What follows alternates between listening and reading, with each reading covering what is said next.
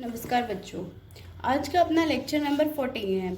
Lecture number 14 में आज हम नया टॉपिक पढ़ेंगे, उसका नाम है adjustment in the closed accounts. Adjustment in the closed account.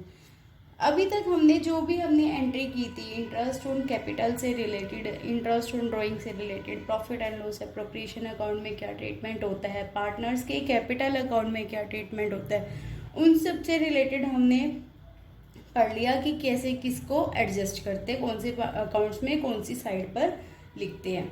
ठीक है, आज जो हम कर रहे हैं वो कर रहे हैं कि adjustments in the closed account. जैसे ही आपने +1 के अकाउंट्स में किया है, रेक्टिफिकेशन ऑफ एरर्स की आपने चैप्टर पढ़ा है, उसमें क्या होता था कि कुछ गलतियां हो जाती थी जिसको हम ठीक करते थे एक सिंगल एंट्री के बेस पे, जबकि हम अपने अकाउंट्स में चेंज नहीं करते थे, अपनी एडजस्टमेंट एंट्री के बेस पे हम उसको रेक्टिफाई करते थे।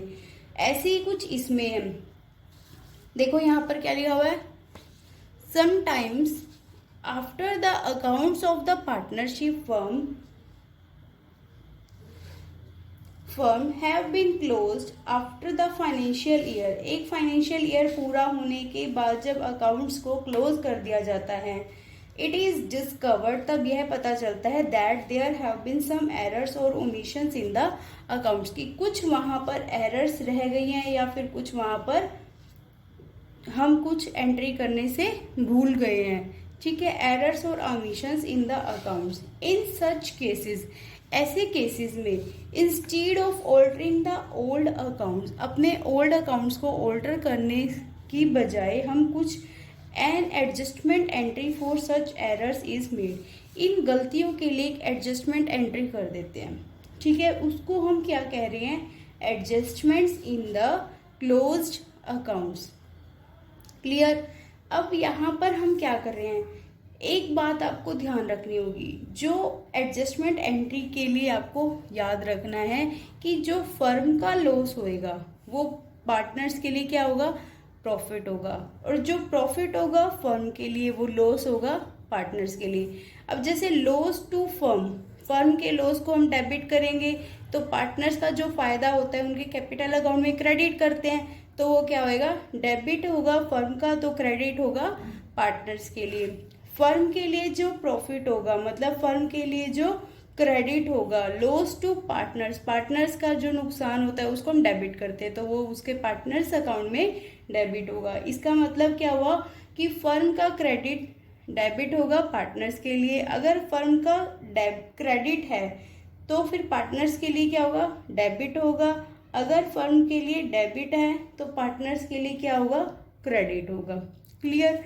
इसके बेस पे हम एक इलस्ट्रेशन करते हैं, उसके थ्रू आपको समझ में आ जाएगा। ठीक है, इलस्ट्रेशन नंबर हम कर रहे हैं 33। ABCD are equal partners in a firm. Their capitals on 1st April 2015 were 50,000, 30,000, 25,000 and 15,000. 1 अप्रैल 2015 को ABCD पार्टनर्स की चारों की कैपिटल हमें गिवन है।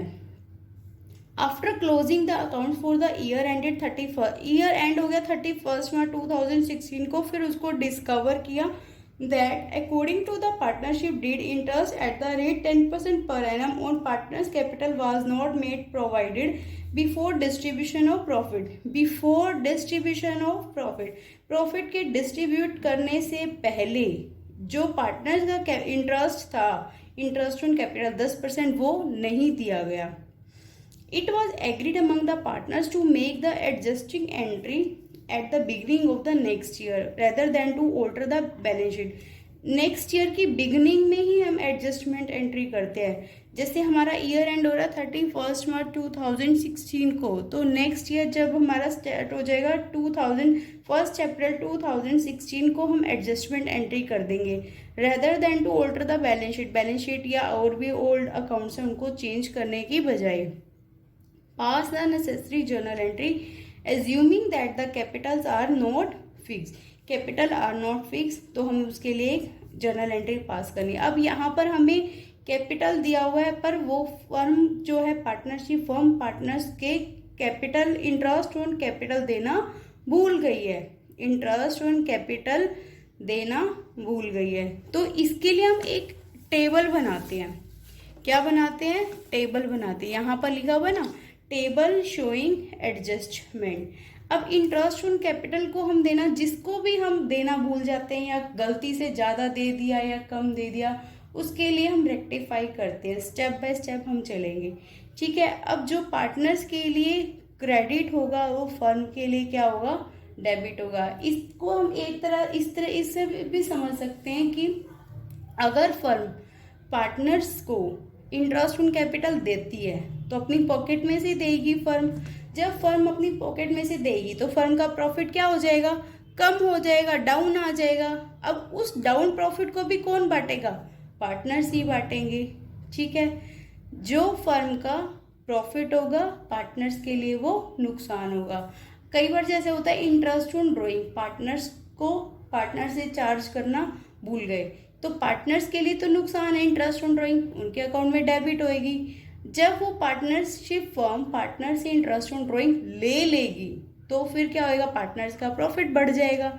उस बढ़े हुए प्रॉफिट को भी कौन शेयर करेगा? पार्टनर्स करेंगे। पर इस वाले इलस्ट्रेशन में हम सिर्फ इंटरेस्ट ऑन कैपिटल को कैलकुलेट करके देखेंगे, ठीक है। इंटरेस्ट ऑन ड्रॉइंग इसे नेक्स्ट इलस्ट्रेशन में करवा दूंगी आपको। सबसे पहले इंटरेस्ट ऑन कैपिटल हम देना ही भूल गए। कितना? इंटरेस्ट ऑन कैपिटल कितना था?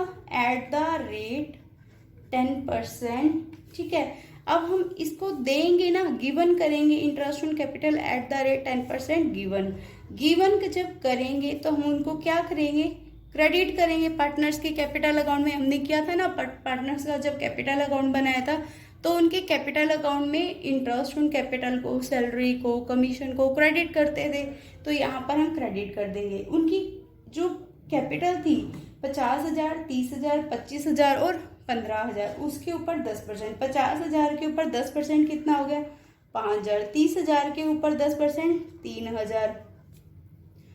25,000 के ऊपर 10% 2,500 और 15,000 के ऊपर 10% 1,500, ठीक है। जब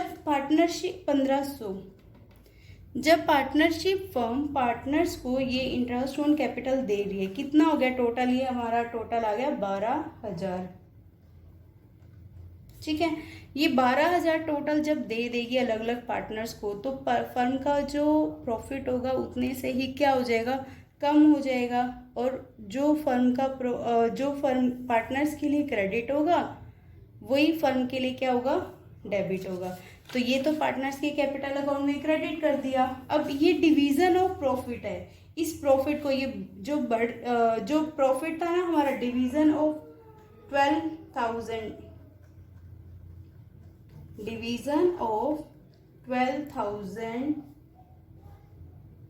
in profit sharing ratio.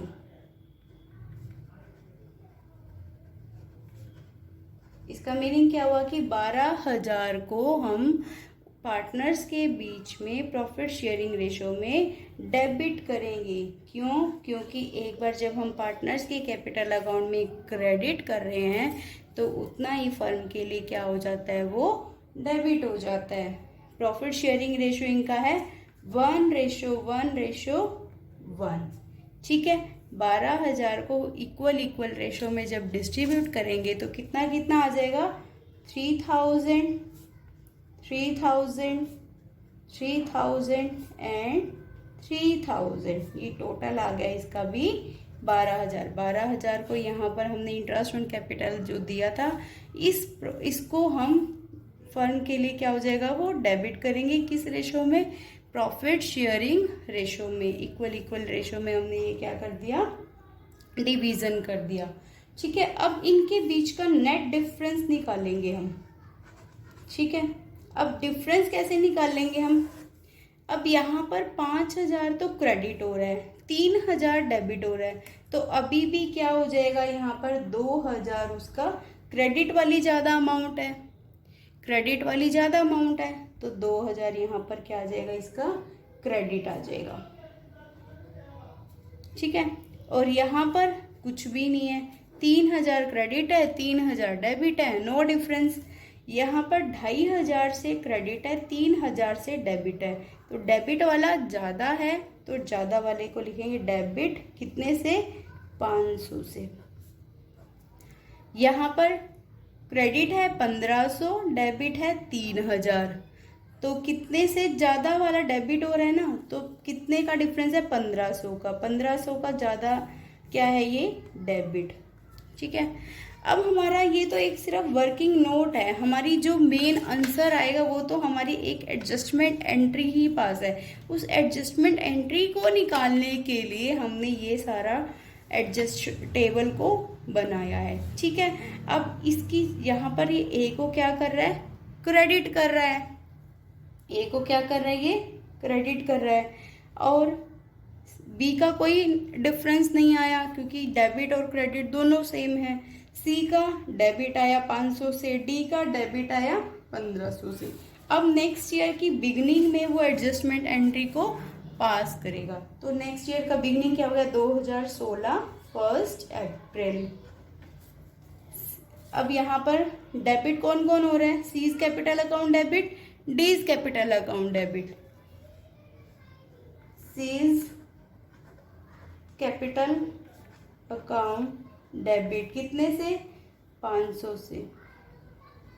D is capital account debit कितने से, 1500 से। 2 इज कैपिटल 2000 से। ठीक है, जब आपका ये डेबिट क्रेडिट दोनों सेम हो जाएगा, टैली हो जाएगा ना, डेबिट क्रेडिट के इक्वल हो जाएगा, तो इसका मतलब आपकी एंट्री ठीक है। अगर आपकी ये एंट्री मैच नहीं हो रही, अमाउंट डेबिट क्रेडिट मैच नहीं हो रहा, तो इसका मीनिंग ये है कि आपने कहीं ना कहीं मिस्टेक की है, आपको उसको ठीक करना होगा। ये तो हो गया इलस्ट्रेशन नंबर 33। फिर से देखो, जो पार्टनर्स का क्रेडिट होगा फर्म के लिए डेबिट होगा, जो पार्टनर्स के लिए डेबिट होगा वो फर्म के लिए क्रेडिट होगा। इंटरेस्ट ऑन कैपिटल पार्टनर्स की कैपिटल अकाउंट में क्या होता है, क्रेडिट होता है। टोटल अमाउंट आ गया 12000, उस 12000 फर्म के अकॉर्डिंग देखे तो क्या होएगा, वो डेबिट होगा।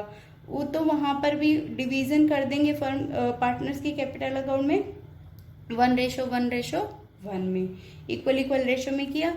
ये इसकी एडजस्टमेंट एंट्री हमने पास कर दी। इसके रिगार्डिंग आप लोग आगे अपने सम कर सकते हो। इलस्ट्रेशन नंबर 33, इलस्ट्रेशन नंबर 34, 35, ठीक है, 36 आगे के सम आप कर लेना। ठीक है, ओके, थैंक यू बच्चों। और आपकी जो एक बात बतानी है मुझे कि जो आपकी बुक है वो कौन सी है, अकाउंटेंसी की +2 की DK गोयल, वो तो आपको सबको पता भी होगा। ठीक है, DK गोयल आप लोगों ने +1 में पढ़ा ही हुआ है। ये अपनी बुक्स जल्दी से परचेज कर लो और उसमें से फिर अपने सम्स करने स्टार्ट कर दो। इलस्ट्रेशन भी कर लेना, साथ के साथ अपने प्रैक्टिकल सम भी कर लेना।